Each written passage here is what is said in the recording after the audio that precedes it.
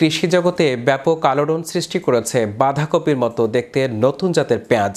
সাধারণ গোলগাল পেঁয়াজের চেয়ে একদম আলাদা গঠনের এই পেঁয়াজটি যেমন পুষ্টিগুণে অনন্য, তেমনি এর উৎপাদন ক্ষমতাও সাধারণ জাতের চেয়ে অনেক বেশি।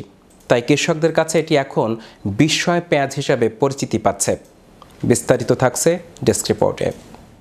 দেখেন এই এক ধরনের পেঁয়াজ, এগুলো দেখতে কপির মতো, কিন্তু সম্প্রতি কৃষি জগতে ব্যাপক আলোড়ন সৃষ্টি করেছে বাঁধাকপির মতো দেখতে নতুন জাতের পেঁয়াজ।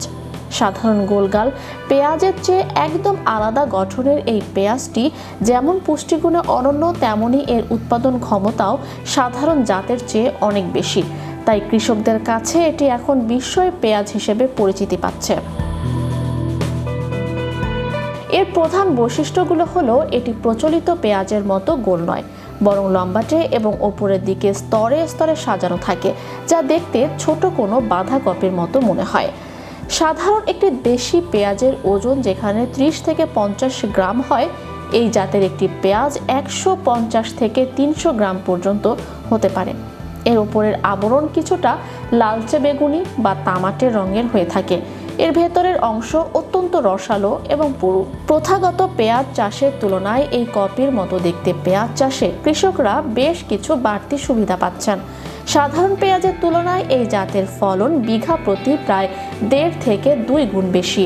এর বিশাল আকৃতির কারণে কম জমিতে বেশি ওজনের ফসল পাওয়া সম্ভব। এই জাতটি রোপণের পর খুব দ্রুত বৃদ্ধি পায়। চারা লাগানোর 90 থেকে 110 দিনের মধ্যেই এটি সংগ্রহের উপযোগী হয়ে ওঠে। এটি সাধারণ পেঁয়াজের তুলনায় রোগবালাই এবং প্রতিকূল আবহাওয়া সহ্য করার ক্ষমতা বেশি রাখে। বিশেষ করে উচ্চ তাপমাত্রায় এটি পচে যাওয়ার হার অনেক কম। বর্তমানে বাজারে এই বিশাল আকৃতির পেঁয়াজের ব্যাপক চাহিদা তৈরি হয়েছে।